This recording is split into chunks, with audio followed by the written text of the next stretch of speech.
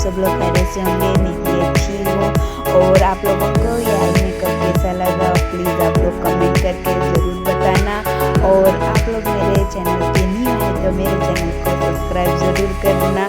और मैं पहली बार इस तरह का बोलकर वीडियो बना रही हूँ, अगर कुछ गलती हुई तो प्लीज़ मुझे माफ़ कर देना।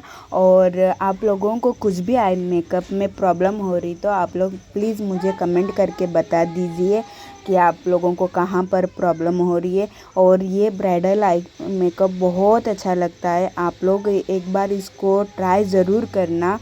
और आप लोगों को अगर ब्लेंडिंग में प्रॉब्लम हो रही है और आई शेडो कौन से कलर के बाद कौन सा कलर पिक करने में प्रॉब्लम हो रही है तो आप लोग मुझे बता सकते हो कमेंट करके। मैं आप लोगों के हर एक कमेंट के रिप्लाई ज़रूर करूँगी।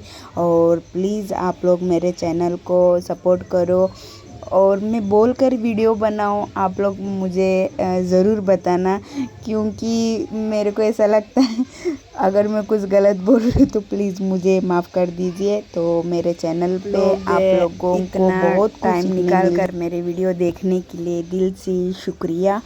तो प्लीज़ आप लोग वीडियो को शेयर करो, कमेंट करो। और मेरे चैनल पे न्यू आए तो प्लीज़ सब्सक्राइब ज़रूर करना। खुदा हाफिज़।